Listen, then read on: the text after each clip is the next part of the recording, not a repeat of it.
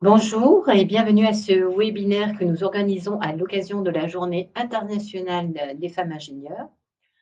L'initiative est lancée par les Britanniques de la Women Engineering Society. Cette année, il y a des événements à travers le monde, à la fois en Caroline du Nord aux États-Unis, au Danemark, au Qatar, au Nigeria, en Namibie, pardon, au Zimbabwe, au Burundi, en Australie, en Chine, en Corée, ainsi qu'en Grande-Bretagne, bien sûr. Nous sommes très fiers de vous proposer cet événement en France. Le webinaire est organisé par l'IRT Nanoélec et avec l'Association des femmes ingénieures. Nous allons parler jusqu'à 15h30 des réseaux de la diversité dans les grandes entreprises. Alors, quelques mots pour commencer. Donc, je suis Sandrine Maubert, je suis directrice adjointe de l'IRT Nanoélec, notre institut de recherche technologique, qui est un consortium de 22 partenaires composé d'acteurs publics et privés. Nous menons des grands programmes de recherche et développement en technologie, mais également nous travaillons en ingénierie de formation et sur la partie diffusion technologique. Nos partenaires industriels et académiques dans la filière microélectronique ont des enjeux importants sur le capital humain. Nous avons lancé depuis plusieurs années des actions sur l'attractivité et sur la mixité, et nous avons un programme d'ailleurs spécifique dédié sur l'ingénierie de formation et le capital humain pour répondre notamment aux besoins de l'écosystème. Nous accueillons aujourd'hui Delphine Bird, qui est ingénieure chez Framatome et représentante de l'association Femmes Ingénieures dans notre région Auvergne-Rhône-Alpes. Peux-tu nous dire en quelques mots, nous introduire qu'est-ce que c'est que Femmes Ingénieures? Alors, Femmes Ingénieures, c'est une association française qui dépend de l'association USF, qui est Ingénieurs et Scientifiques de France. Et Femmes Ingénieures regroupe donc des femmes qui ont diplôme ou fonction d'ingénieur, qui souhaitent travailler ensemble pour promouvoir la mixité dans les milieux techniques et scientifiques. Et ça passe par plusieurs axes d'action. Nous avons le premier axe sur la promotion des carrières techniques et scientifiques chez les jeunes, notamment les collégiens et les lycéens, donc filles comme garçons, ce qui permet, par le témoignage de nos bénévoles qui sont ingénieurs en activité, de combattre un certain nombre de stéréotypes, notamment les stéréotypes de genre. Et nous avons un axe également sur la promotion de la mixité en entreprise et sur l'égalité professionnelle. Donc, ça reste plutôt aux ingénieurs en activité, notamment par l'animation de webinaires, d'ateliers et également une commission qui est dédiée au mandat de femmes administratrices pour l'intégration dans les conseils d'administration. Et nous sommes divisés en délégations régionales et je m'occupe de l'animation du réseau Auvergne-Rhône-Alpes. Alors, nous avons d'autres invités. Nous avons Béatrice Lebrun, qui est experte dans les services informatiques chez Hewlett-Packard, qui a 20 ans d'expérience dans les environnements interfonctionnels, virtuels et pan-européens. Vous revendiquez notamment un style de leadership très engagé et collaboratif permettant de s'aligner sur les besoins du pays, de l'entreprise et des partenaires. Nous avons également Flore Bouot, qui est en charge des programmes institutionnels et gouvernementaux chez Siemens et qui est très active sur la question de la femme dans notre filière.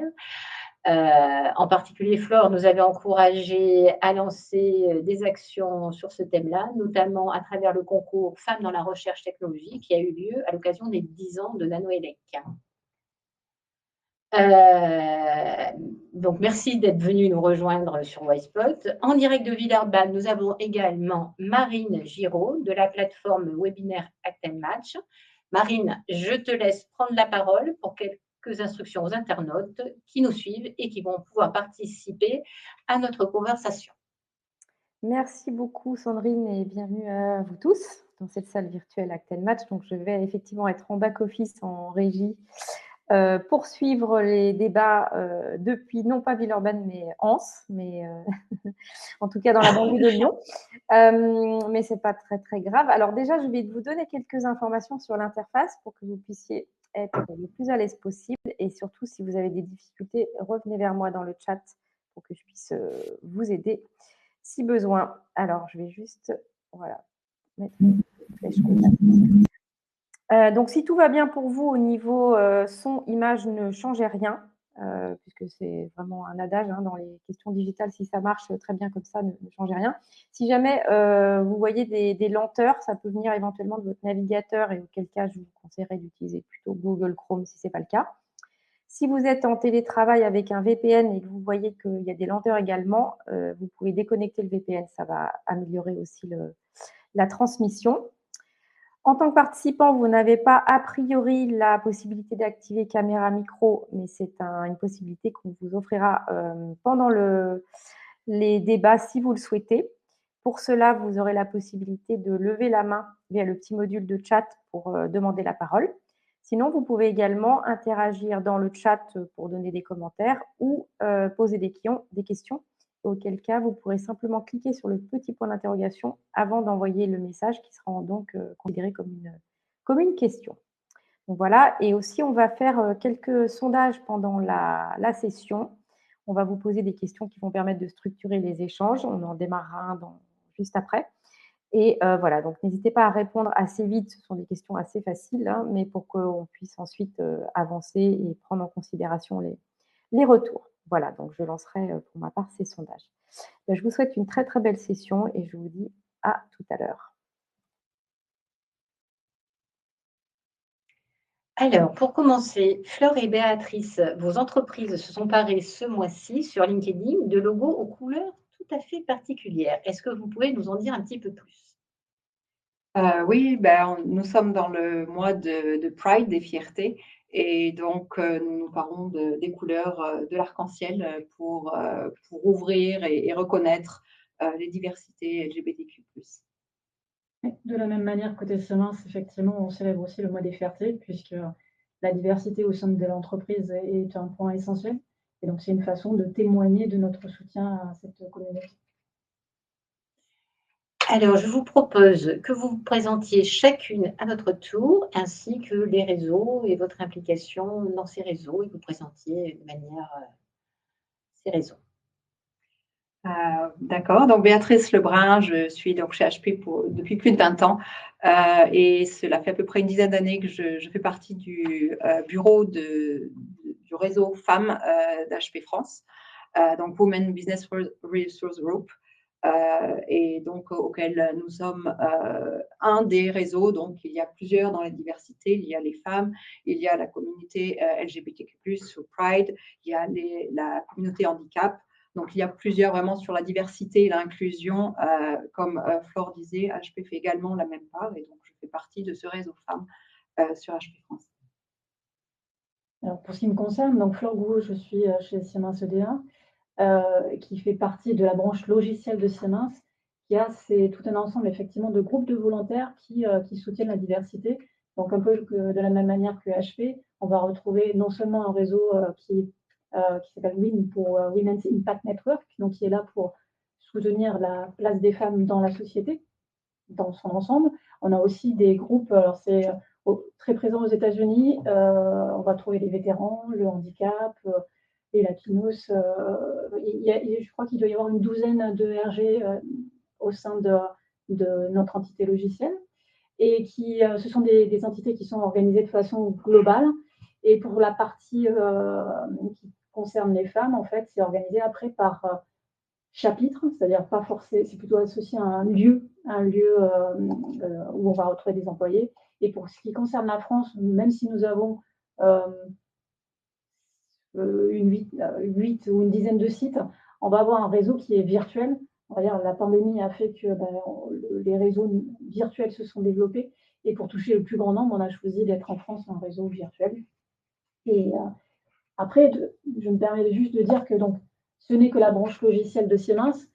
Siemens est une grande famille et qui est très présente, donc vous le savez certainement, en Allemagne, qui a aussi ses propres réseaux de femmes. On a des femmes, les Leading Women in Industry, ou bien les Female Talent Network, et après d'autres groupes associés à des sites. Donc voilà, on est un groupe de volontaires parmi beaucoup d'autres au sein de Siemens.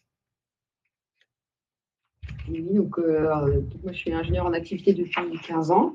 J'ai toujours travaillé chez Framatome. Aujourd'hui, je fais de la conception d'outillage. Et pour ma casquette femme ingénieure, je suis également membre de femme ingénieure depuis 15 ans.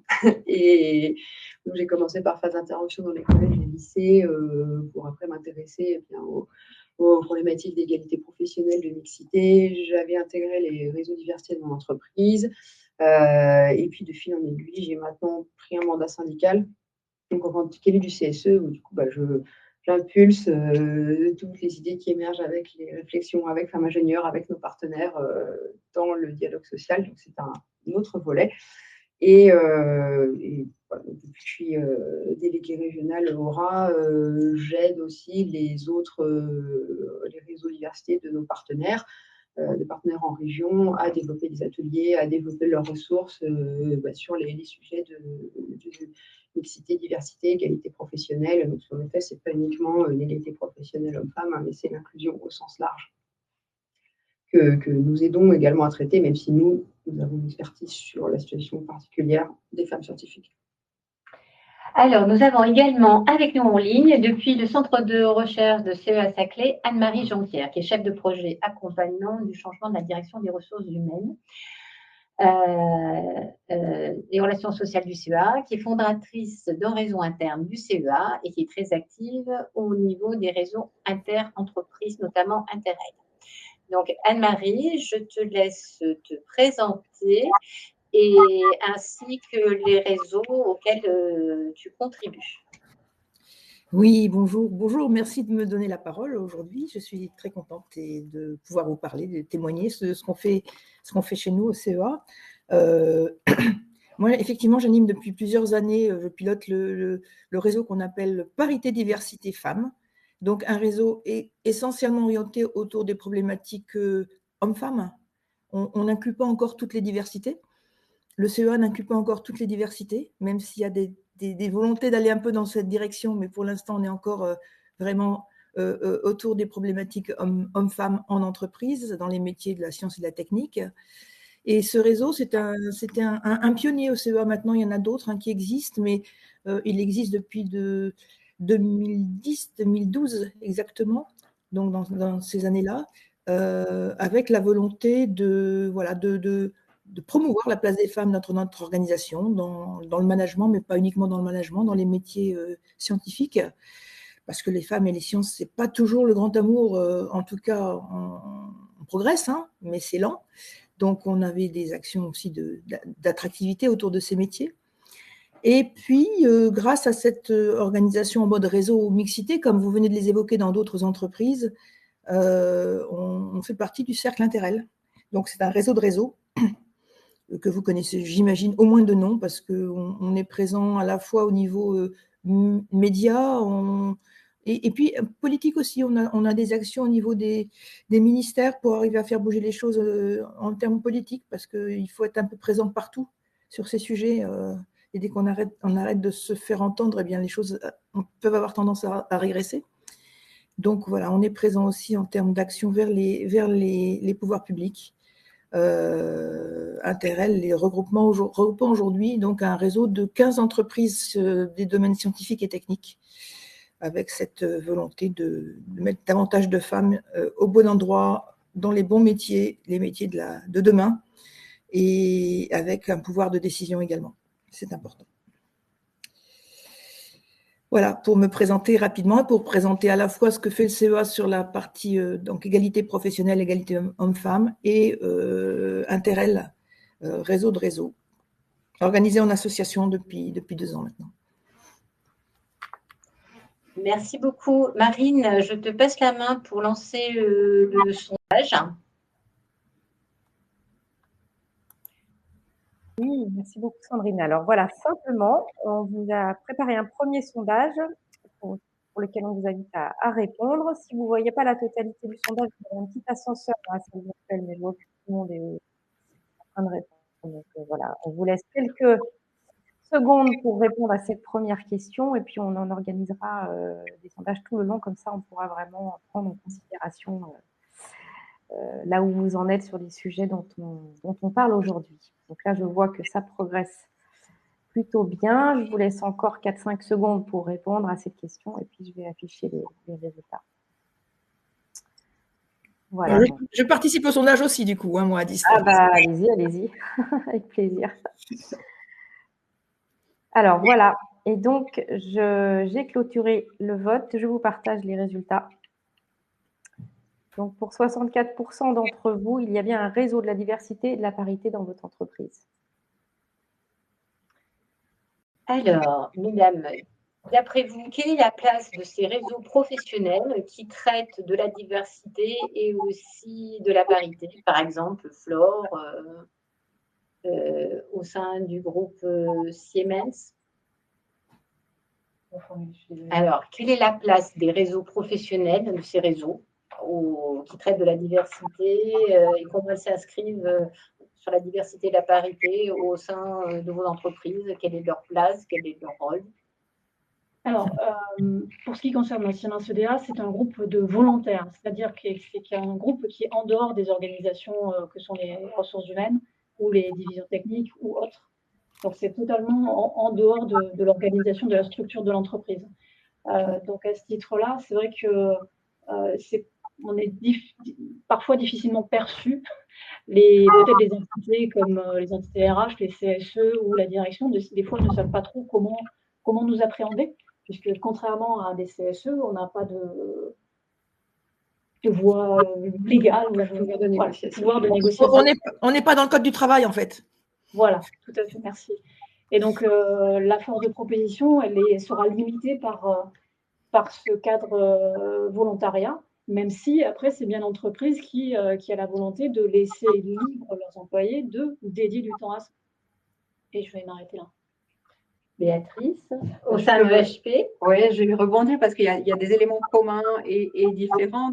Les éléments communs, c'est que toute notre structure de Business Resource Group sont vraiment basées aussi sur le volontariat. La différence, c'est que récemment, HP, en tant que société corporate globale, a décidé de structurer ça vraiment sous les ressources humaines. Donc, il y a des personnes dont c'est le job dédié de coordonner tous ces groupes sur diversité, mixité, équité et inclusion, et donc d'encourager en fait ce mouvement.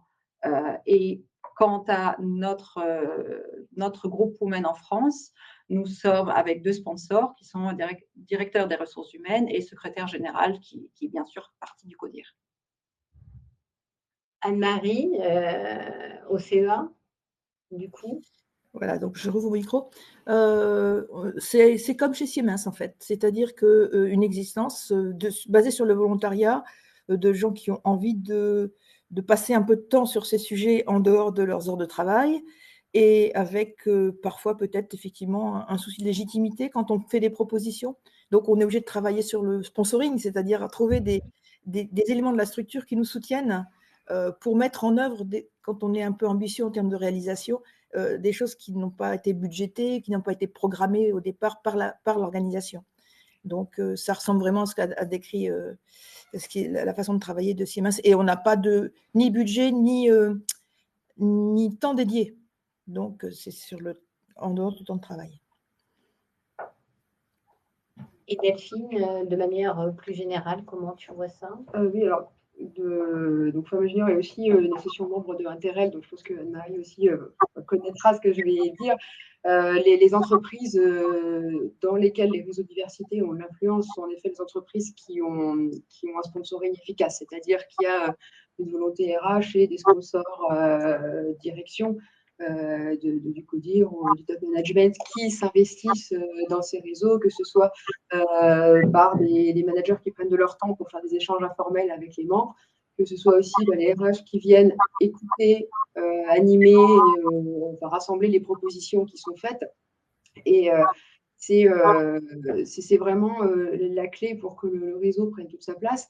Sur le volontariat, bon, ça me semble une évidence et c'est vu par les salariés, alors pour l'instant féminine, mais peut-être aussi masculin, on en parlera plus tard. C'est vécu comme un espace d'échange, de partage, donc ça, c'est vraiment quelque chose qui fonctionne très bien. En tant que femme dans un secteur technique scientifique, on n'a pas souvent beaucoup de collègues féminines dans son équipe, donc des fois, on a envie de partager sur certaines choses entre femmes, donc ces réseaux-là permettent cet espace. Mais quand on a fini de partager, d'échanger et qu'on se dit ça ne va pas, on aimerait que ça change, s'il n'y a pas une personne des RH, une personne du top management qui peut un peu faire remonter la proposition, eh bien, l'idée qui émerge a beau être la meilleure idée du monde, si elle reste lettre morte, c'est dommage. Donc, vraiment, la clé, les entreprises aiment bien aujourd'hui montrer à l'extérieur qu'il y a un réseau de diversité, puisque ça fait aussi partie des attentes des recrues potentielles, notamment des plus jeunes.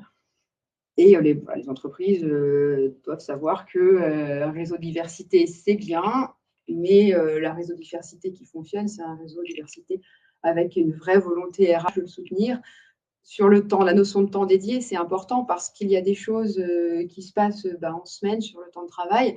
Je pense, alors là, c'est dans mon entreprise, côté groupe EDF, il y a des actions d'intervention dans les collèges et lycées ou dans les forums d'emploi. Donc, évidemment, ce n'est pas le mardi soir, ce n'est pas le week-end, c'est sur les heures de cours des lycéens, des collégiens.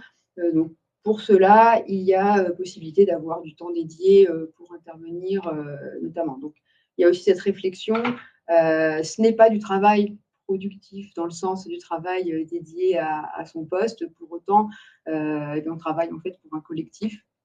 Et il y a cette réflexion aussi de temps dédié, de reconnaissance aussi du travail réalisé pour, in fine, ne pas que les membres s'épuisent parce que parfois, il y a beaucoup de problématiques qui émergent, beaucoup d'échanges, on a envie de faire plein de choses, mais le temps, toutes et surtout toutes, est parfois compté. Donc, il y a vraiment, prendre sa place, ça dépend aussi de l'entreprise quand on parle d'un réseau interentreprise.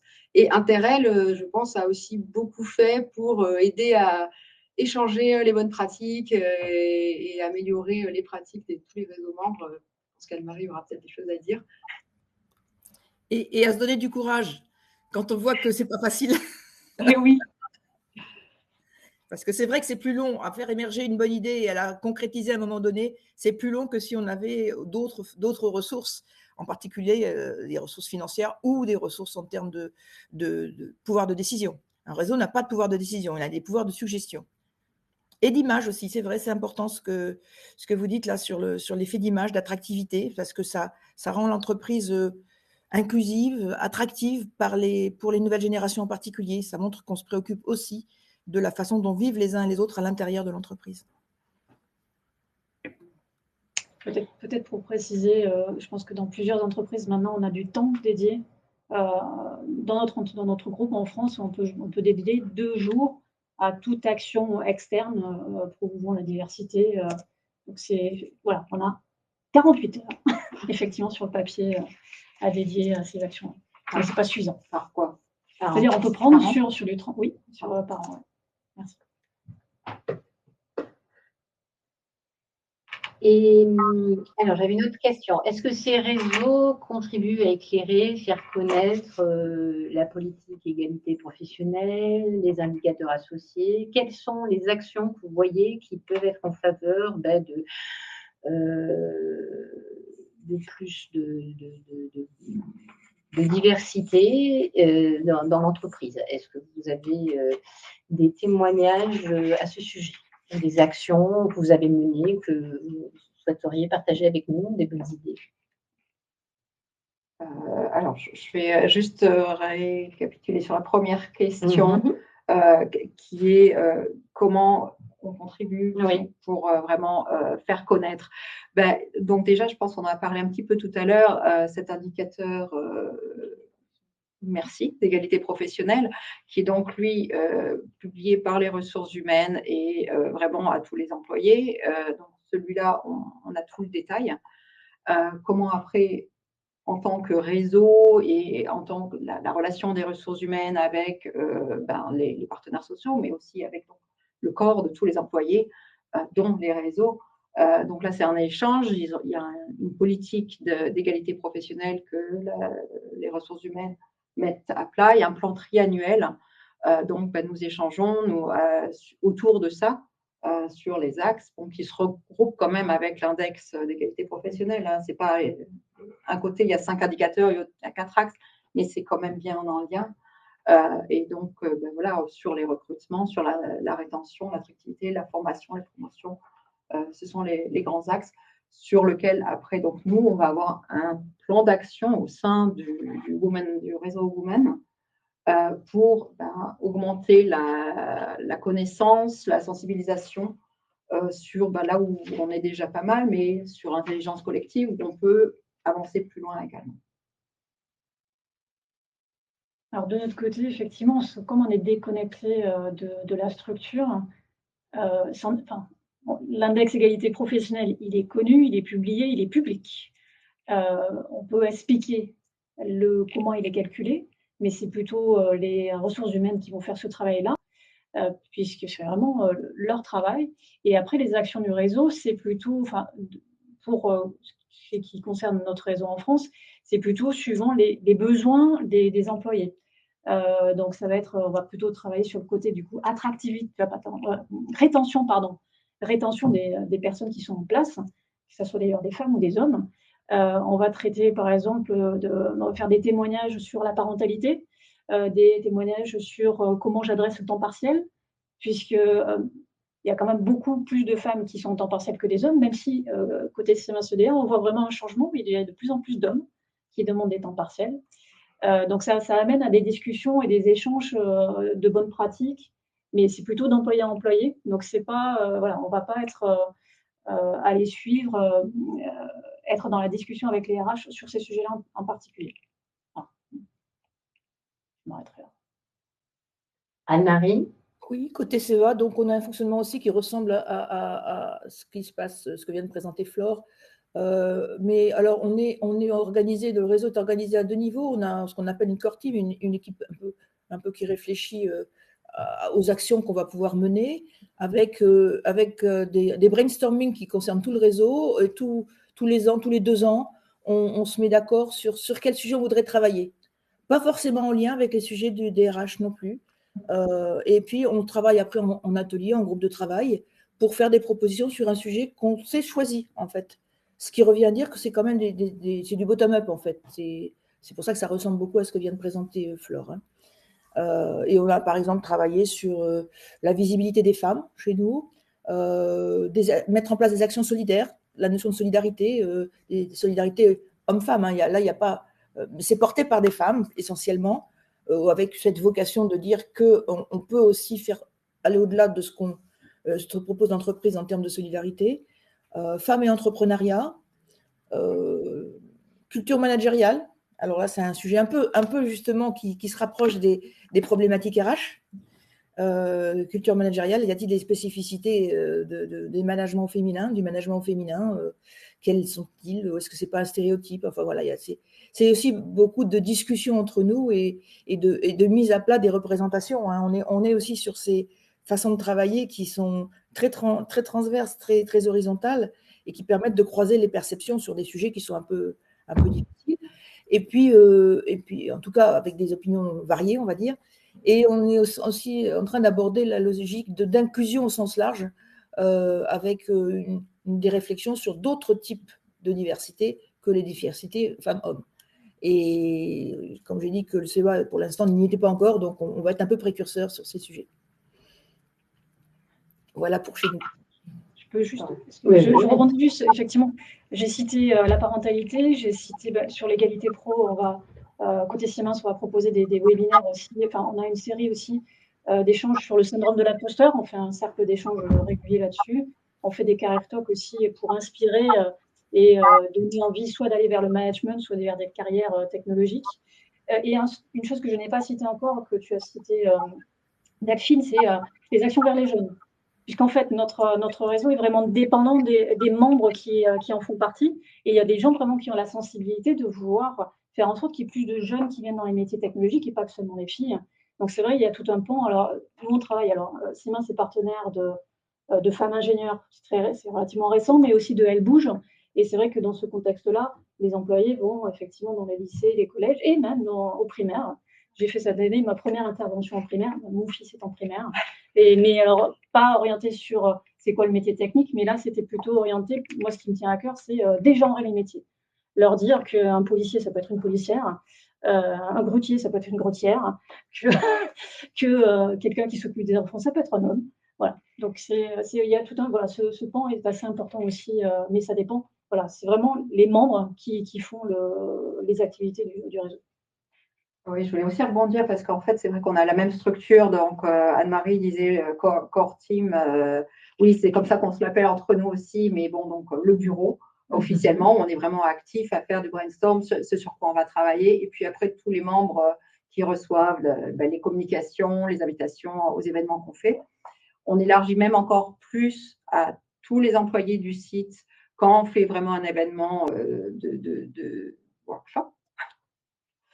Donc de travail, d'atelier, séminaire, merci. Et aussi donc dans les thèmes abordés, donc ça rejoint un peu les deux inputs précédents. On a fait cette année, on se base en fait souvent sur le thème de la journée de la femme, des droits de la femme, et donc ça va nous définir un petit peu le fil des actions qu'on va prendre. Donc cette année, on a fait 2 ateliers, on a 2 gros sites en France, un sur Meudon et un à Grenoble. Et les générations ne sont pas exactement les mêmes. Donc sur Meudon, nous avons fait l'atelier sur l'ambition et le développement de carrière. Et à Grenoble, on a fait sur l'accomplissement au travail. Donc ça a été notre atelier d'intelligence collective où on a eu hommes et femmes présents. Delphine. Alors, en tout cas, donc, chez le groupe EDF, je sais que Énergie Mixité donc, a un gros Énergie Mixité a un gros sponsoring. Et là où je trouve qu'ils ont un très bonne communication et d'organisation de différents webinaires et conférences. Donc là, c'est à la destination de tous les salariés, avec des thèmes très éclectiques et qui permettent de voir plus d'informations sur des sujets très variés. Donc, à titre d'exemple, les dernières conférences, il y avait une conférence sur les femmes seniors en entreprise, donc qui s'appelait Vieillir en entreprise, qui était un sujet dont on n'aborde pas toujours.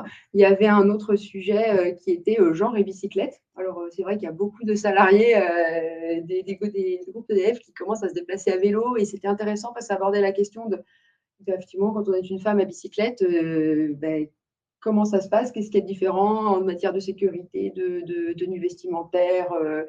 Et c'est des choses un peu décalées, mais qui venaient aussi des demandes des salariés. Et c'est là-dessus que je voulais rebondir. La force du réseau, finalement, c'est le fait de pouvoir rassembler des points de vue différents de salariés qui ne sont ni des managers, ni des RH. Et donc, c'est vraiment le partage, l'échange d'informations. C'est une remontée de terrain qui permet de partager des expériences et qui permet de faire émerger des problématiques qui peut-être passaient sous les radars à d'autres moments parce que les personnes qui sont en charge soit de faire de politique management, soit politique RH, c'est des problématiques auxquelles ces personnes ne sont pas confrontées. Et à titre d'exemple, alors plus largement dans d'autres entreprises, notamment du cercle Interrel, il y avait donc chez Orano, par exemple, ils avaient fait un gros travail sur la conciliation vie privée et professionnelle. Ça s'est conclu par l'édition d'un guide de la parentalité qui accompagnait les jeunes parents et une proposition de créer des formules de temps partiel annualisées sur les vacances scolaires. Et j'en parle particulièrement parce que c'est quelque chose dont nous bénéficions chez Framatome. Et pour revenir sur ce que Flore disait, aujourd'hui, le temps partiel annualisé vacances scolaires, c'est un temps partiel d'hommes. C'est-à-dire que sur mon établissement de Lyon, Framatome, ce sont plus volontiers les messieurs qui sont majoritaires à prendre des temps partiels annualisés. Et ça, donc ça prend sa source, je pense, dans le travail du réseau Mixité d'Orano. Donc, voilà, quand on écoute les remontées terrain, on arrive à des choses qui prennent en compte différentes problématiques. L'intelligence collective. C'est l'intelligence collective et pour le bien de l'entreprise. Je vais juste rebondir sur ce que vient de dire Delphine, c'est que le temps partiel annualisé calé sur les vacances scolaires, c'était une des innovations du CEA depuis de nombreuses années, et on a échangé dans le cadre d'Interrel sur ce sujet avec les gens d'Orano et justement et d'EDF, etc. Parce que nous, on le faisait depuis très longtemps. On n'a pas beaucoup d'actions comme ça un peu innovantes, mais elle existait chez nous depuis un bout de temps. Et donc, c'est grâce à Interrel, au réseau de réseaux, qu'on a pu conforter justement dans les modalités concrètes, le nombre de jours, etc., comment ça se passait, les conditions pour en bénéficier. Voilà, c'est aussi l'intérêt de fédérer les réseaux entre eux. Et bravo au CEA. Alors, maintenant, un autre sondage. Marine, je te laisse la main. Il y a des questions. Voilà, merci Sandrine. Alors, je voulais d'abord peut-être vous partager un commentaire de Anne-Sophie Moresco par rapport à ce que vous disiez tout à l'heure sur encourager les femmes à aller chercher des professions qui étaient traditionnellement masculines. Donc, chez Schneider Electric, ils ont un réseau de femmes entièrement dédié aux interventions et les plus jeunes pour faire émerger des vocations techniques. Donc, également, chez Schneider Electric, des approches pour féminiser les filières. Et puis peut-être un deuxième commentaire, je le prends à la volée aussi, de Stéphanie. Je vais vous le mettre à l'écran. Voilà, merci pour l'organisation de ce webinaire. C'est chouette de voir ce qu'il fait ailleurs. Je dirais que notre réseau des ambassadrices est un réseau qui relie ses membres sur une base de volontariat. Donc 20 heures pour des actions bénévoles chez Schneider Electric, dans le but d'avoir un impact sociétal et lutter contre le déterminisme genré. Donc voilà pour les commentaires à date dans le chat. Et du coup, Sandrine, je vais maintenant basculer effectivement, comme tu me le proposais, sur le sondage numéro 2. Voilà, donc la question est, avez-vous l'impression que les réseaux jouent un rôle dans la transformation digitale de votre entreprise? Donc, comme pour tout à l'heure, vous avez quelques instants pour répondre à cette question. Non, c'est la transformation dans votre entreprise, hein, pas transformation dans digitale. votre entreprise, oui, pardon, effectivement. Ça pourrait aussi. Oui, mais c'est plus loin. Hein. Soyons ambitieux. Voilà, donc je vous laisse quelques instants pour répondre à cette question. Là, je vois les réponses s'incrémenter. Donc, pour l'instant, je laisse le sondage ouvert. Et puis, quand je verrai que ça ne répond plus, eh bien, j'afficherai les réponses.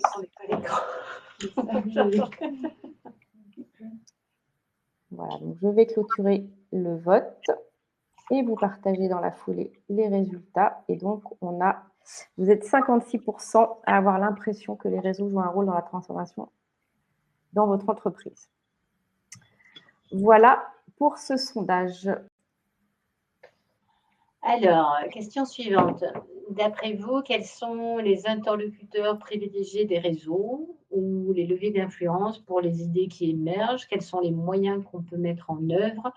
Quelles sont les choses que les réseaux entreprennent pour essayer de faire bouger les lignes? Ou quelles sont les actions que vous avez en ce sens-là au sein de vos réseaux?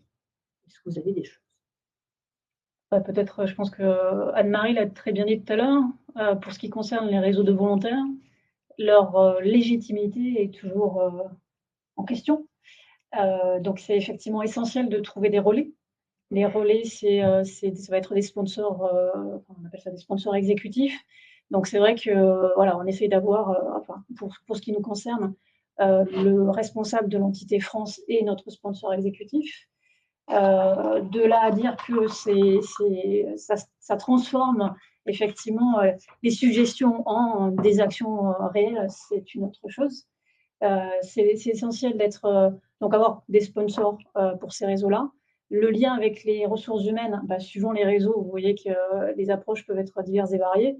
Donc pour ce qui nous concerne, on est en dehors des structures, donc c'est vrai qu'il faut créer ce lien, lier, le maintenir et faire en sorte que ces suggestions, encore une fois, soient écoutées. Il faut effectivement, c'est du réseautage, comme pour tout salarié, il faut réseauter si on veut pouvoir être écouté, reconnu et transformer cette intelligence collective en une réalité et des actions comme cette parentalité, ce temps partiel annualisé. C'est un très bon exemple. Oui, donc nous avons en effet, nous sommes encore une fois sur HP un réseau de bénévoles également, mais avec au niveau global, donc cette ombrelle qui dit que ça fait bien partie intégrante des ressources humaines. Donc on a cette connexion qui fait que c'est beaucoup plus simple, je pense, de pouvoir avoir les sponsors au niveau HP France avec les ressources humaines et la secrétaire générale. Oui, les plans d'action, je mentionnais, on regarde sur le thème de la journée de la femme. Et puis, après, on va avoir l'un ou l'autre, des fois les deux, qui va toujours, en fait, ouvrir vraiment les sessions qu'on fait de séminaires, d'ateliers pour dire que oui, ils sont là, ils sont vraiment sponsors de nos événements et ils nous font le budget également qui va avec les événements. Donc, je pense que nous sommes assez bien lotis. Anne-Marie? Oui, je souris parce que j'étais en train de vous faire la remarque que je vais vous faire tout de suite à voix haute. Il ne faut pas oublier que les réseaux, c'est des structures poreuses. Et que quand il y a plusieurs réseaux dans une entreprise, on n'est jamais aussi fort que quand on va chercher les autres réseaux en même temps sur les mêmes actions. Et ça fait penser à la politique du moment, en fait. Et c'est pour ça que je souriais, parce que c'est un gros travail des gens qui pilotent les réseaux, d'aller rechercher les bons influenceurs, les bons sponsors, les bonnes coalitions, allez, osons le mot, avec d'autres personnes actives sur des mêmes sujets ou sur des sujets proches, pour avoir l'effectif critique et puis le pouvoir d'agir aussi. Donc, c'est du travail un peu de lobbying, hein, on va oser le mot aussi. C'est de la communication beaucoup. C'est d'identifier les personnes sensibilisées à certains sujets peut-être plus facilement que d'autres personnes pour pas non plus perdre toute son énergie à se prendre des murs. Mais c'est un travail de communication et un peu politique. Un peu politique. Avec cette porosité des réseaux qui est naturel dans les réseaux, qui est moins naturel dans les structures d'entreprise, donc il faut en profiter. Les réseaux peuvent travailler ensemble sans problème sur un sujet commun. Il n'y a pas besoin d'avoir un blanc-seing, une structure. Voilà, c'est quelque chose qui peut se faire assez naturellement si l'idée qu'ils défendent ensemble et qu'ils proposent ensemble, parce qu'on n'est pas toujours dans le combat, hein. Parfois on l'est un petit peu, mais parce qu'il faut un peu d'énergie. Mais on a des bonnes idées ensemble, on peut les défendre ensemble. Je dis ça parce qu'on a un réseau de RH qui travaillent sur les problématiques, en particulier sur tout ce qui est index, calcul de l'index, égalité professionnelle, etc. On travaille sur certains sujets avec eux. Sur d'autres sujets, on est plus autonome avec des thématiques qui nous sont propres. Et je suis au RH, donc je peux faire le lien avec le réseau RH. Ça aide aussi. Mais quand je suis dans le réseau parité-diversité, j'enlève ma casquette RH de manière très explicite pour ne pas confondre justement les façons d'agir et les thématiques. Voilà ce que je peux dire pour chez nous. Donc, c'est du travail de lobbying vers les personnes influentes qui peuvent aider aussi après, à un moment donné, à la mise en œuvre. Oui, je crois qu'Anne-Marie dit déjà beaucoup. J'aime beaucoup la notion de réseau poreux, puisque c'est exactement ça. Donc, c'est vraiment une notion de réseautage. Ce que je trouve qui est bien dans les réseaux diversité aujourd'hui, qui marche bien, c'est le format webinaire en ligne qui a bien aidé à organiser des sessions d'information, des sessions de sensibilisation. Donc nos partenaires femmes ingénieurs sont assez demandeurs au sein de leur réseau diversité de faire des webinaires consacrés au sexisme ordinaire, consacrés au droit du travail, alors quelques notions de droit du travail relatifs à l'égalité professionnelle. Il y a une vraie volonté d'améliorer l'information de chacun et chacune des salariés sur leurs droits, sur le code du travail. Des fois, on le connaît mal. Et parfois, quand on est dans un réseau de diversité, on peut avoir envie de proposer certaines choses à l'entreprise sans forcément savoir est-ce que l'entreprise a la marge de manœuvre pour autoriser, mettre en place ceci, cela. Ou parfois, si on est un petit peu poil à gratter, de voir que l'entreprise met en avant quelque chose comme une avancée extraordinaire, alors que si on creuse, c'est juste le droit du travail et pas plus. Donc, voilà, les salariés et même nos entreprises partenaires femmes ingénieurs sont très demandeuses de sessions d'information sur ces sujets-là. Alors, il n'y a pas que le sexisme ordinaire et droit du travail, hein, il y a différentes autres choses. Et ces sessions d'information qui sont ouvertes à tous les salariés de l'entreprise aussi, peuvent aussi être ouvertes à tous les salariés, permettent d'agir sur le volet changement de mentalité. Parce qu'effectivement, quand on veut impulser de nouvelles règles dans l'entreprise, forcément, on va avoir envie de se tourner plutôt vers les RH. Quand il y a des choses aussi qui sont de l'ordre du changement de mentalité, on peut dire aussi de changement de comportement. Hein. Des fois, c'est de l'ordre du changement de comportement. Et ça, ça passe aussi par une meilleure information de tous les salariés, hein, que les salariés femmes ou hommes se sentent mieux outillés pour réagir face à certaines situations. Et donc, comme on disait au début avec Anne-Marie, les réseaux n'ont pas de pouvoir de revendication, de négociation. Ça, c'est les prérogatives des partenaires sociaux. Donc, effectivement, maintenant que je suis élue au CSE, effectivement, c'est quelque chose qu'on regarde aussi. Ce que font, disent, pensent les réseaux mixtés quand on est devant la restitution des bilans de la politique égalité professionnelle en commission spécialisée, quand on présente des projets de déménagement ou différentes réorganisations. C'est des choses qu'on a en tête et donc il y a des sujets qu'on peut adresser donc, face à la direction dans ce contexte-là et le cas échéant, poser des revendications voilà, sur des nouveaux, lors de la négociation de nouveaux accords. Donc, il y a vraiment voilà, différents interlocuteurs comment dire, à entretenir, des relations à entretenir avec différents interlocuteurs pour différents buts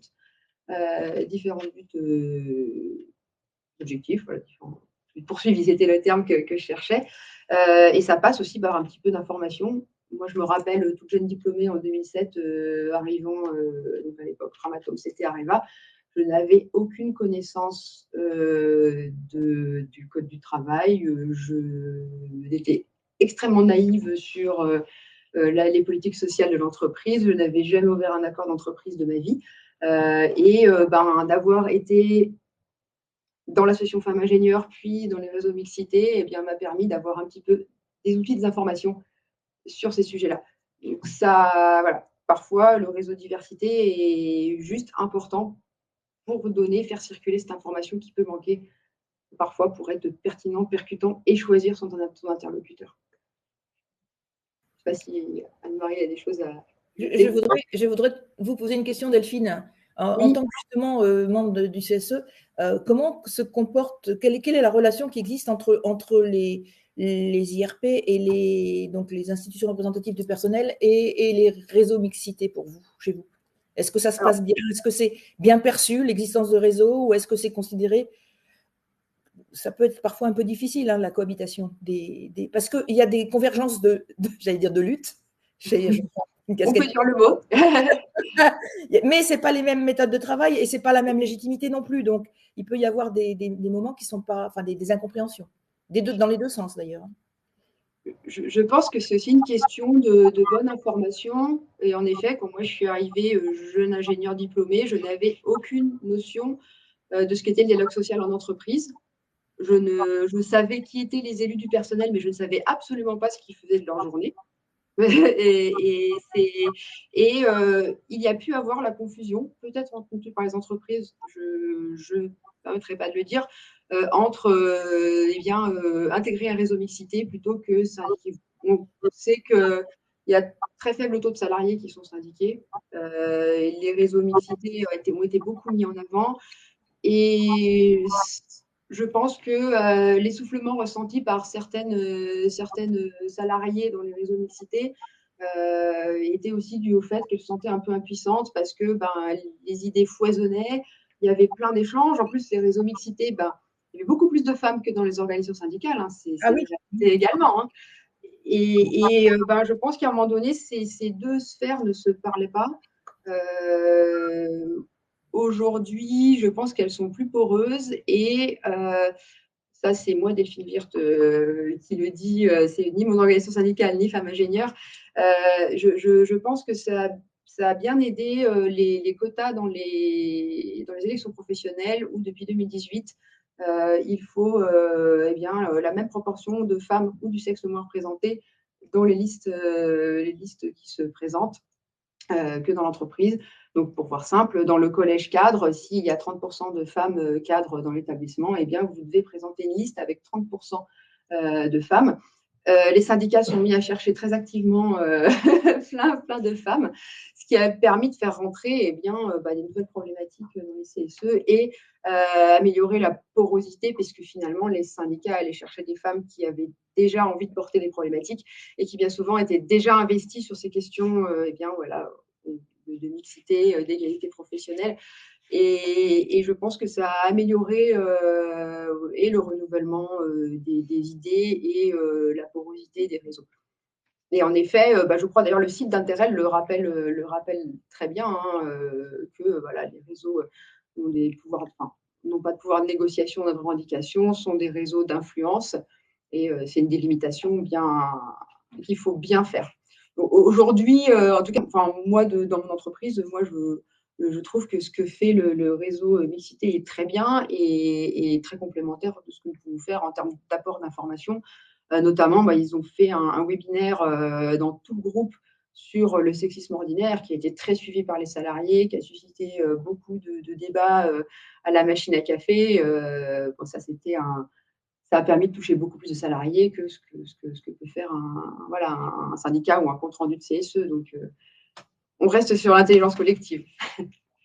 Je ne sais pas si je réponds à la question. Il n'y a pas besoin de demander l'autorisation syndicat pour faire ce genre de webinaire, par exemple. Absolument pas. D'accord. Ce n'est pas du tout les mêmes personnes. D'accord. Marine, est-ce qu'on a quelques commentaires dans les gens qui nous suivent? Oui, merci beaucoup Sandrine. Justement, c'est très bien que tu me poses la question puisque nous avons un commentaire dans le chat de Manel Boumegoura qui parle sur la partie entrepreneuriat de la SAT Linxium. Donc, ce sont des sociétés d'accélération de transfert de technologie. Donc, ils ont lancé un programme dédié aux femmes pour révéler le potentiel d'entrepreneuriat qui est en elles. Et donc, la SAT est accompagnée par les premières Aura, qui est un incubateur de femmes qui cherchent à monter leur entreprise. Donc, merci Manel pour ce commentaire, donc aussi du soutien dans l'entrepreneuriat, ce qui est aussi une très bonne chose. Donc, voilà pour les commentaires que j'ai dans le chat. Alors, on peut lancer un sondage, la proportion des femmes dans votre entreprise. Comment se situe-t-elle? Voilà, donc je viens de lancer effectivement ce sondage. Donc, on vous propose de répondre à la question suivante. Quelle est la proportion de femmes dans votre entreprise? Très majoritaire, majoritaire, équilibrée, minoritaire ou très minoritaire? Donc, de la même manière, on vous laisse quelques instants pour pouvoir répondre à cette question.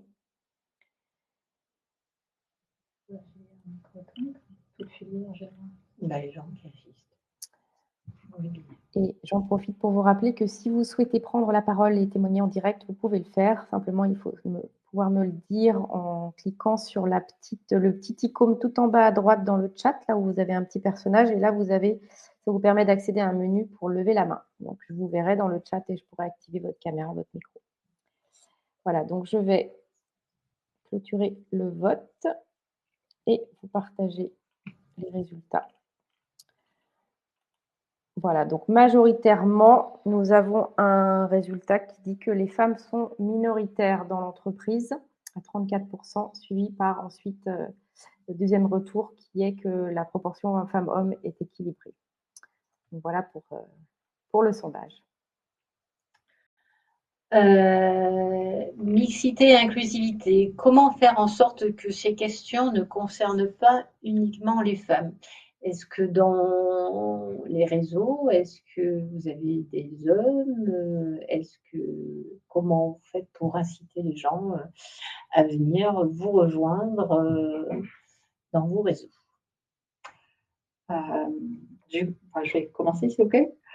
Donc, ce qu'on fait, c'est donc, je disais, on a notre bureau, la core team, on a tous les membres, et après, quand on fait des événements, en fait, on ouvre vraiment à tous les gens sur chaque site, quand on fait un événement présentiel, donc incluant tous les hommes du site, et on en a qui viennent régulièrement. Je pense dans la thématique de l'atelier qu'on fait quand c'est de l'intelligence collective pour essayer d'élargir que justement c'est sur l'inclusion, ça peut être sur différentes thématiques derrière, mais sur l'inclusion, l'accomplissement, je pense que tout le monde se sent plus attiré pour dire oui, c'est pas que un problème de cette personne ou cette personne, et donc d'attirer un petit peu. D'autres choses qu'on fait, parce que je repensais aux commentaires tout à l'heure d'employés de Schneider, sur tout ce qui est la participation à la sociétale, la communauté. On a des événements par rapport au sport pour Odyssea notamment, qui est pour sensibiliser au cancer du sein, à la cause du cancer du sein, où là, on a sur Grenoble beaucoup de sportifs. Donc, clairement, il y a un taux de participation toujours très haut. Donc, ça rassemble les gens autour d'une cause commune et on peut échanger autour.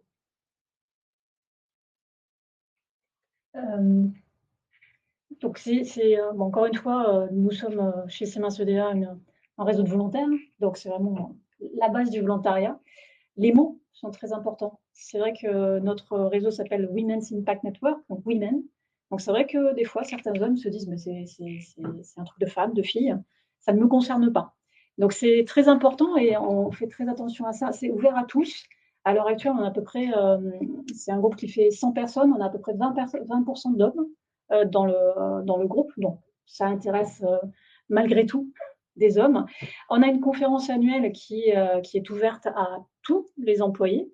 Alors, dans les nouveaux venus, il y a toujours des femmes et des hommes, toujours plus de femmes que d'hommes, mais il y a aussi des hommes. C'est vrai que ça reste difficile d'attirer certaines personnes. Et du coup, je reviens sur l'importance des mots. Donc, on ne va pas parler de réseau féminin, on va parler de diversité, même mixité, des fois, ce n'est pas forcément toujours bien perçu. Donc, on axe plutôt sur le côté diversité, inclusion. C'est vrai que je rejoins Delphine sur le fait que les défis sportifs, c'est quelque chose qui effectivement rassemble l'ensemble des employés. Au travers, effectivement, on participe aussi à Odyssea dans le cadre de Octobre Rose. J'insiste aussi juste après Octobre Rose, il y a Movember, donc qui est le mois de la moustache en novembre pour le cancer des testicules. Et pour moi, c'est important de mettre, on va dire, ces cancers, ces difficultés de santé sur le même pied d'égalité pour attirer tout le monde, en fait. Parce que ça touche, voilà, c'est important. Je pense que le cancer du sein touche, je pense que tout le monde connaît au moins une personne qui a été touchée dans sa famille ou dans ses amis proches. Donc ça effectivement, ça amène autant des femmes que des hommes, parce que les hommes sont sensibilisés à ça quand on est confronté directement ou indirectement. Donc, voilà. Ce volontariat fait que c'est toujours difficile et il y aura des populations d'hommes qui resteront convaincus que ce que l'on fait, ce sont des trucs de femmes, que l'on parle sur leur dos. Donc, c'est vrai qu'il y a une explication à faire régulièrement pour expliquer ce que l'on fait, ce que l'on propose, que c'est ouvert à tous, que parmi nos membres, il y a des hommes, pour que tout le monde y trouve sa place et peut-être soit curieux d'écouter ce qu'on a proposé. Et qu'ils comprennent qu'on ne passe pas notre temps à parler d'eux. C'est ça. C'était ma petite blague que j'avais fait avant. Je vous laisse. Anne-Marie. Anne-Marie, nous, on est dans le réseau malheureusement que 10% d'hommes. On est à peu près on a un peu plus de une centaine de personnes dans notre réseau PDF, parité, diversité par les femmes. C'était important justement de dire que c'est les femmes qui se préoccupaient du sujet, mais que derrière, c'était bien des problématiques de diversité qu'on abordait. Et puis, dans la core team, on est très content parce que cette année, nous avons 2 hommes sur 8 personnes. Donc, ça commence à faire… Dont François, qui n'est pas loin, je l'ai vu là-bas derrière. Bonjour François. Qui fait partie de la core team du réseau. Donc, grâce à lui, on a aussi cette représentation des hommes. Malheureusement, il en faudrait plus, je pense. Vraiment, il en faudrait plus parce que la diversité, c'est les hommes et les femmes. C'est pas les femmes qui parlent de diversité toutes seules. Il y a vraiment besoin d'avoir les différences de point de vue et les différences de perception et les différents stéréotypes qui s'expriment à un moment donné pour pouvoir justement les identifier. Donc, tout ça fait qu'il faut mieux être plus équilibré en termes de composition. Dans Interrel, au niveau du cercle Interrel, on passe son temps à se poser la question comment attirer plus d'hommes dans nos événements, dans nos colloques, pour justement avoir cette diversité des approches et des implications, mais c'est compliqué. Ça reste encore plus des problématiques portées par les femmes et avec majoritairement des femmes. Et c'est dommage parce qu'aller parler de nos métiers dans les écoles, ça pourrait être fait par des hommes comme par des femmes. Il n'y a pas besoin d'une femme pour parler des métiers et pour dire que la science, c'est pour tout le monde et que c'est pour les femmes et les hommes et c'est aussi pour les femmes. C'est même peut-être pire quand c'est un homme qui le dit d'ailleurs, je pense. Je préfère quand même que ce soit majoritairement porté par des femmes pour la notion de rôle modèle. Oui. Si on voit un homme, on va se dire, c'est pas moi, quoi. si c'est une femme qui est là, on peut plus facilement se projeter en tant que jeune fille à me dire peut-être je peux être cette personne qui est en face de moi, qui est une femme, qui est maman, qui arrive à avoir un équilibre vie professionnelle, vie personnelle, et qui s'éclate dans son job. Oui, mais en face, dans les écoles, vous avez aussi des petits garçons qui ont aussi leur rôle à jouer dans la société de demain et qui, s'ils voient des hommes, c'est peut-être plus facile pour eux de croire que ce que l'interlocuteur dit, c'est vrai. Alors, oui, là, je parlais spécifiquement des événements qui sont organisés par Elle Bouge, qui ciblent des filles. D'accord. Ben moi, j'aimerais bien qu'il y ait aussi des hommes qui témoignent sur ces sujets. Vraiment, on n'y arrive pas, hein, mais pour moi, ça représente un objectif parce que ça serait assez puissant d'aller aussi sensibiliser les petits garçons très jeunes pour dire que les filles, à côté d'elles, ont les mêmes possibilités en termes de carrière que eux. C'est eux qui feront nos stéréotypes de demain, sinon. Hein. Si je peux rebondir sur le sujet, c'est aussi une question qu'on a aussi beaucoup chez Femmes Ingénieurs, la représentativité qu'on a, les messages qu'on passe. C'est m'est déjà arrivé d'aller dans un lycée où effectivement je me présentais l'association Femmes Ingénieurs et il y avait des garçons qui disaient du coup c'est pas pour moi. Si, c'est pour vous aussi parce que je vais parler des métiers scientifiques. Il se trouve que je suis une femme, que mon association s'appelle Femmes Ingénieurs, mais vous êtes concernés aussi. Et la deuxième chose, là où les hommes peuvent avoir un discours impactant, c'est-à-dire que quand les hommes expliquent qu'eux aussi ont des problématiques d'articulation vie privée, vie professionnelle, quand eux viennent dire, par exemple, je dirige une équipe de concepteurs ou de mécaniques, mais j'ai 3 femmes et 4 hommes dans mon équipe, les femmes font aussi bien leur travail. Ça, c'est une posture d'allié. C'est une posture de soutien qui montre que la problématique de la mixité, ce n'est pas qu'une affaire de femmes. Et c'est important aussi qu'on ait des hommes qui expliquent excusez-moi, je dois partir chercher mon bébé à la crèche. C'est important qu'il y ait ces sujets-là qui viennent abordés par les hommes.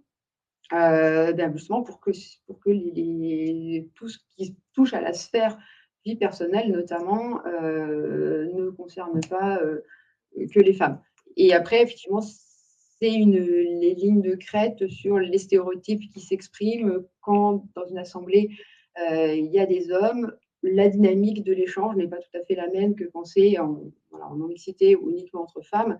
Et je pense que c'est bien de réserver certaines séquences uniquement aux femmes. Je pense notamment aux séquences d'échange, de partage, quand on rencontre des problèmes, parce que parfois, dans le sein des réseaux, on partage des choses qui ne vont pas. Dans des équipes où ça se passe très mal, où on peut recevoir des remarques sexistes. Quand c'est juste des remarques, malheureusement, il y a encore des choses plus graves qui se passent. Je trouve ça important de pouvoir partager entre femmes, parce que on a forcément... on a été socialisé en tant que femme, on vit en tant que femme, donc on a un vécu commun.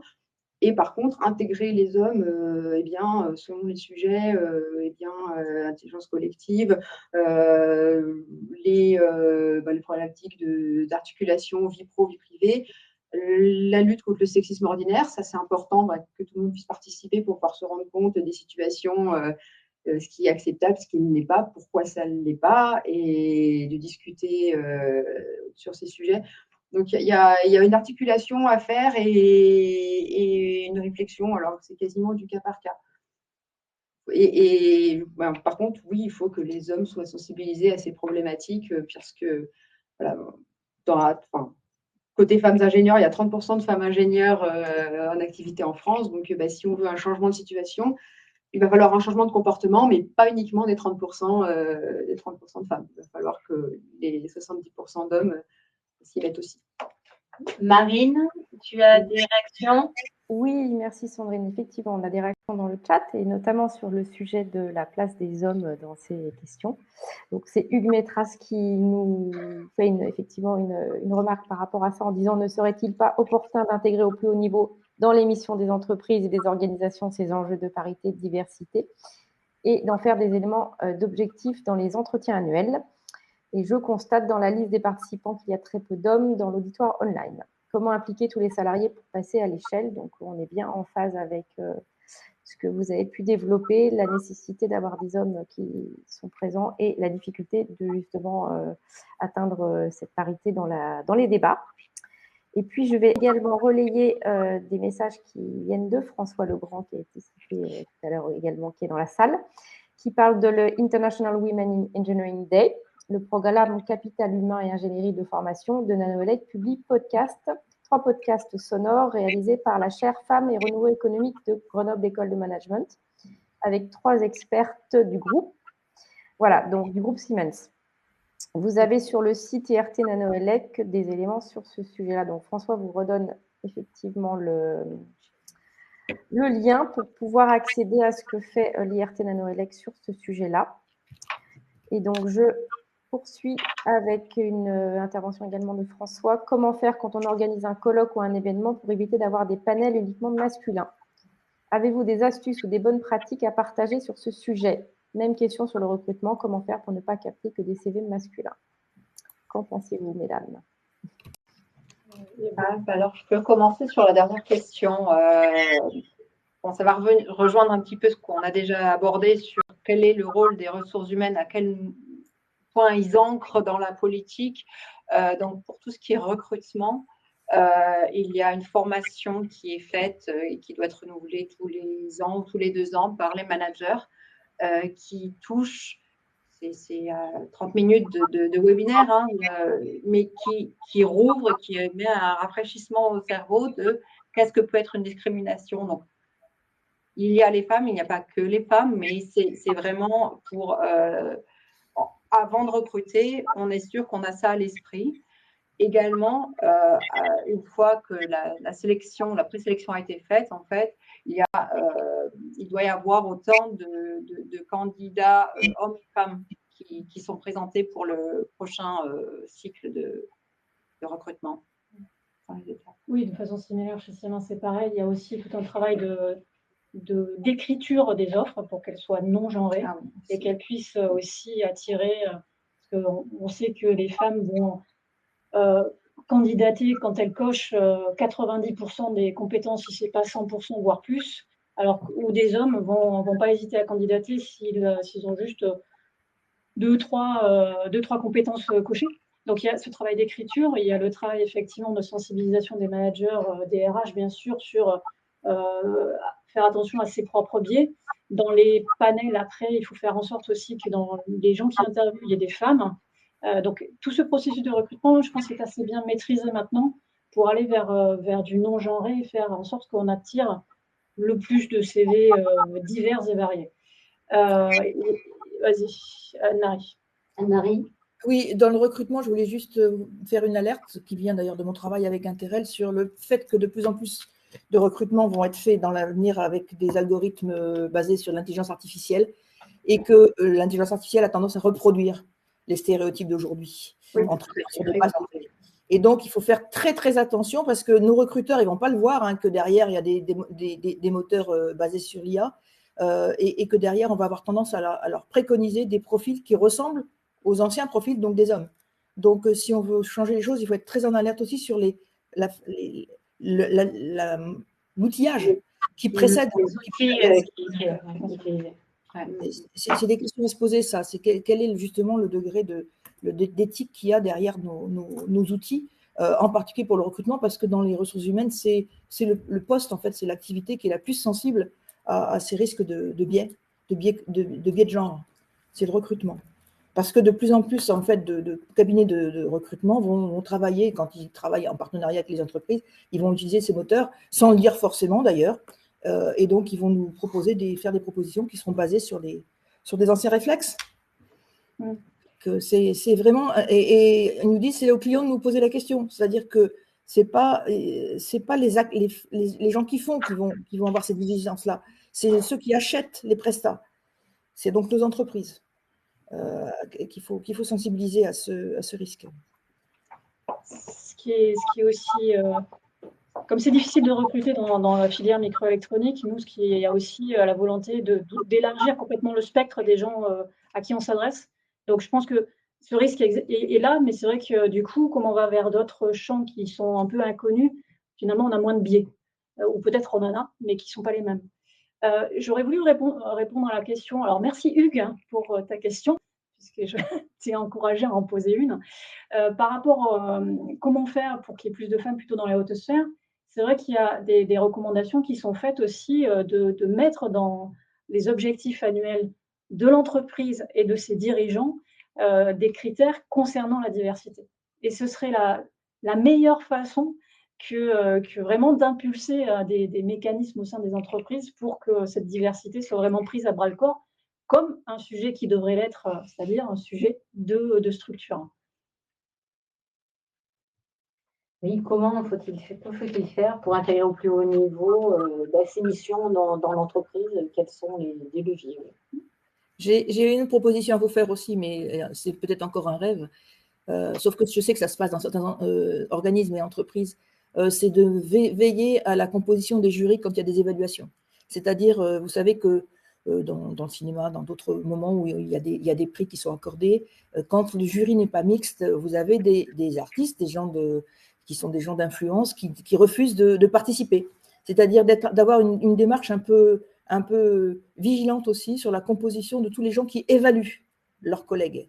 Et que ces gens doivent avoir des regards divers, c'est-à-dire il faut des hommes et des femmes dans les jurys, quels qu'ils soient, et dans les jurys scientifiques en particulier, dans les jurys de thèse, dans les évaluations de candidats quand on est plusieurs, qu'il n'y ait pas que des hommes ou qu'il n'y ait pas que des femmes qui évaluent.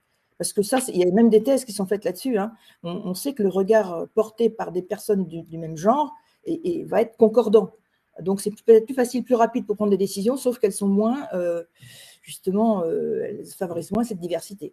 Donc, il faut avoir cette vigilance-là. Et la vigilance, on peut l'avoir en entreprise en faisant des positions justement de refus de siéger dans une instance, je pense aux syndicats en particulier aussi, quand il n'y a pas une observation justement des différents genres présents pour l'évaluation. Donc, c'est une vigilance à avoir. Et il y a des chartes, je sais qu'il y a des chartes, il y a Société française de physique qui a proposé d'ailleurs des chartes sur justement les jurys de thèse, je crois, où il fallait, avant de lancer un jury de thèse, il fallait signer une charte comme quoi on avait bien fait attention à l'équilibre homme-femme dans le jury. Et on ne pouvait pas soutenir une thèse s'il n'y avait pas eu cette charte signée. Donc ça commence à venir, mais c'est très très lent, quoi. De toute façon, ça va un peu avec, on a parlé du panel dans les recrutements, mais il y a aussi les panels quand il s'agit aussi de faire les promotions internes. La partie rétention, les femmes vont rester si tant est qu'elles sont aussi reconnues pour leur valeur et promues, ce qui n'est pas toujours le cas parce que effectivement, les managers qui sont majoritairement peut-être masculins ou féminins, ça dépend des domaines, vont penser à qui va les représenter, qui pourrait prendre leur place après, et effectivement, ils vont passer à des gens comme eux.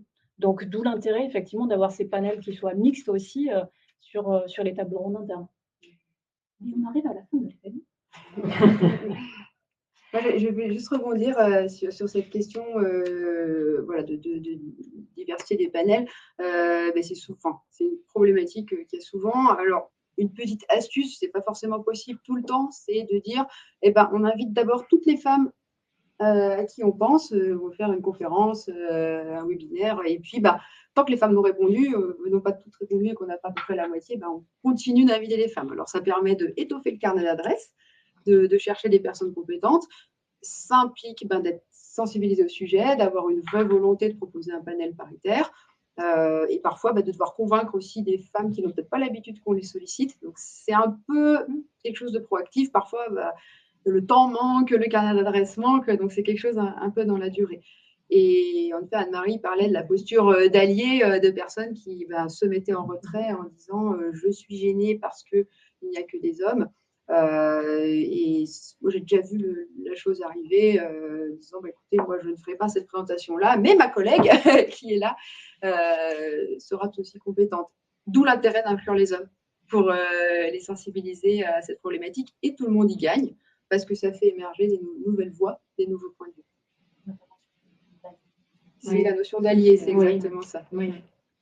Hugues est un allié qui est parmi nous. Oui, je voulais juste commenter la question que j'avais posée. Mon idée est de dire que si on veut que ces enjeux-là diffusent dans les organisations, les l'intégrer dans les objectifs ou dans les éléments à aborder systématiquement dans les entretiens annuels. C'est une manière d'alerter les managers à tous les niveaux que c'est un sujet dont l'entreprise ou l'organisation s'est saisie sérieusement et de réfléchir finalement à qu'est-ce que ça veut dire aussi derrière de transformer un objectif général en des actions potentiellement concrètes. On revient vers ce que tu disais, Flore, de avoir quelques jours peut-être par an pour pouvoir s'impliquer et puis d'avoir une information qui circule sur les réseaux, les initiatives, parce qu'en fait, on a parlé de diversité, mais il y a aussi les actions de Télémac, par exemple, vers les jeunes dans les quartiers difficiles. Donc, il y a beaucoup d'initiatives qui peuvent permettre à tout un chacun, en fonction de sa personnalité, de son histoire personnelle, de s'impliquer dans des choses qui le motivent ou qui ont du sens pour lui ou elle. Est-ce que je peux juste rebondir sur une dernière chose, sur le recrutement? Donc, il y a en effet les biais de sélection dont on a déjà parlé, et il y a également le vivier qu'on cible. J'essaie de faire très vite. et dans le vivier qu'on cible, c'est-à-dire que faire attention à qui on envoie dans les forums d'emploi, comment on fait les campagnes de communication. Le groupe EDF fait beaucoup d'efforts pour avoir des femmes sur leur campagne de communication. Donc, si pour des postes de chantier, on dit « Ah, je ne comprends pas, on n'arrive jamais à recruter de femmes », alors qu'on envoie toujours les mêmes personnes, des messieurs de 50 ans, voilà, je fais la caricature, un moustachu, un salopette, les jeunes filles ne vont pas avoir envie, ne vont pas se projeter. Donc, c'est important de voir quelle image l'entreprise veut donner. Et j'ajoute, si on utilise l'image des femmes de l'entreprise, ça peut être très chronophage pour ces femmes-là. Dans mon activité professionnelle, j'ai dû passer une demi-journée avec d'autres collègues femmes à faire une séance de photos. Bon, pendant ce temps-là, on ne travaillait pas.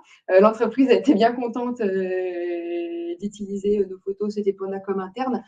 Donc, attention, si on utilise l'image des femmes de l'entreprise, comme elles sont minoritaires, faire attention à ne pas les sursolliciter non plus au détriment de leur activité professionnelle, parce que sinon c'est un cercle vicieux. C'est le petit... là, il y a toujours un équilibre à trouver sur ces questions-là. Marine, une réaction Oui, Sandrine. Alors, on a des réactions effectivement par rapport et qui viennent corroborer ce qui a été dit précédemment. Donc, déjà sur la question de rôle modèle, Stéphanie Bosquillon de Jean-Lys Schneider dit qu'elle se pose également la question dans la structure sur le rôle modèle et la notion d'allié. Donc, c'est quelque chose qui retrouve effectivement dans les commentaires du chat. Donc, Stéphanie dit qu'elle pense que les deux sont complémentaires et que la société n'avancera pas suffisamment tant que cela restera une problématique de femmes. Donc, on est bien sur cette question-là. Et puis aussi rebondir par rapport au recrutement sur le commentaire de Hélène Darras, qui donne une anecdote en disant si le titre d'un poste comporte la dénomination directeur, directrice, nous recevons beaucoup moins de candidates que lorsque nous utilisons la terminologie responsable de. Donc vraiment, c'est une problématique des dénominations qui restent genrées, même si on est inclusif en directeur, directrice. Voilà, donc je regarde en parallèle si je vois d'autres commentaires que nous n'aurions pas relayés dans le chat. Non, je pense qu'on a fait le tour. Donc, écoutez, est-ce que chacune souhaite ajouter un petit élément ou à quelque chose sur lequel nous n'avons pas communiqué et qui vous semble important de témoigner? Comme on l'a juste abordé à la fin, on n'a pas mentionné la notion d'allié, ou très peu. C'est une notion qui n'est pas toujours comprise. Allié de la diversité, qu'est-ce que ça veut dire? C'est autant les hommes, les femmes de toute origine. Ça veut dire qu'on soutient les gens qui nous entourent sur tout ce qui touche la diversité. Ça peut être une femme qui se fait couper la parole dans une salle de réunion. Ça peut être autant un homme qu'une femme qui peut dire « Attendez, je pense qu'elle n'avait pas fini de dire », ou le fait que ce qu'on appelle le mansplaining, les hommes qui reprennent les idées d'une femme et bien réapproprier l'idée originelle à la personne qui l'a dite, que ce soit une femme ou un homme. Voilà, la notion d'allié doit être explicitée. Ça va avec la notion de rôle modèle. Et c'est vrai qu'on a tous à contribuer là-dessus, quelle que soit la diversité dont on parle. Il n'y a pas que les femmes et les hommes, effectivement. Il y a beaucoup les gens des quartiers, les gens âgés, dont je fais partie maintenant, effectivement, les femmes de plus de 50 ans qui peuvent être invisibilisées aussi dans la société, plus on s'avance dans l'âge, plus on l'est, etc., etc., etc. Et inversement, les jeunes. Oui, tout à Et fait. inversement, les jeunes, donc, quand on a parlé, en fait, on a aussi sur Grenoble un Next Gen, donc c'est le réseau des jeunes où on fait des associations maintenant avec le réseau des femmes pour justement, oui, dire cette notion d'allié, c'est que toute entorse à l'inclusivité, il faut qu'on soit là et qu'on en parle, qu'on réagisse. Ouais. Et c'est très important pour les plus jeunes, alors pas tous les plus jeunes, parce que sinon ça voudrait dire que c'est génial, il n'y a plus de problème, mais voilà, beaucoup de jeunes embauchés qui arrivent dans les équipes ou qui viennent nous interpeller, femmes ingénieures, de jeunes femmes, sont très sensibles à ces questions-là dans l'entreprise, et c'est un enjeu majeur pour elles et pour eux, que l'entreprise soit un espace inclusif, où les droits de chacun sont respectés, où les conditions de travail sont réunies pour toutes et tous. Et en effet, c'est aussi dans les réseaux, savoir bien inclure aussi les nouvelles problématiques qui sont portées par les plus jeunes, parce qu'en plus, ils ont plein d'énergie. Mais les vieux aussi. C'est vrai. Ils ont plein de rêves également, donc c'est bien ça. Je voulais vous remercier beaucoup pour la complicité qu'on sent entre nous. C'est là où on voit, on est vraiment poreuses les uns et les autres par rapport à ces sujets. On voit qu'on parle le même langage, même si on vient d'entreprises différentes, et qu'on aborde les choses de la même façon. Donc c'est très agréable de parler de cette façon-là, aussi simplement, et de se comprendre très vite. Donc merci pour la qualité de ces échanges. Et merci Anna Nolek. Eh bien, je tenais à vous remercier tous et toutes, que ce soit Delphine Wirth, Flore Gouault, Béatrice Lebrun, Anne-Marie Jonquière à distance, également Marine Giraud qui nous a aidés pour toute la logistique et l'animation, et bien sûr la team qui organisait tout ça, emmenée par François Legrand, Claire Alberti et Bilal, qui sont derrière en back-office et qui permettent tous ces beaux événements et que tout se passe très bien. Ça a l'air très simple, mais il y a beaucoup de travail derrière et beaucoup de préparation. Donc, je tenais à les remercier très chaleureusement. Et merci beaucoup à toutes et à tous et à très bientôt. On va vous diffuser une petite vidéo. Oui, voilà. Alors, justement, j'allais y venir, pardon. On va vous diffuser une petite vidéo. Peut-être que vous voulez donner peut-être un peu de contexte du coup sur la vidéo. Très rapidement, c'est l'événement à destination des jeunes de femmes ingénieurs. Ingénieurs, c'est pour moi, qui se déroule dans un espace virtuel chaque année, là, depuis le confinement. C'est le résumé de la dernière édition, si je ne dis pas de bêtises. Voilà. Ok, donc moi je vais effectivement lancer la vidéo et on se quittera sur cette diffusion vidéo. Simplement, je voulais vous dire que le replay sera disponible. François, je pense, vous enverra le lien vers le replay si vous souhaitez le revoir ou le diffuser. Voilà, donc je vais maintenant lancer la vidéo. Merci beaucoup. Merci beaucoup. Merci.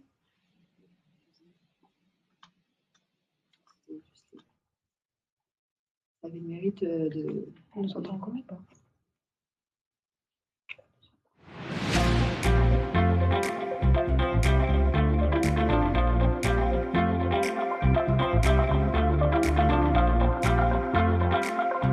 Bonjour à toutes et à tous, chers collégiens, chers lycéens, chers étudiants.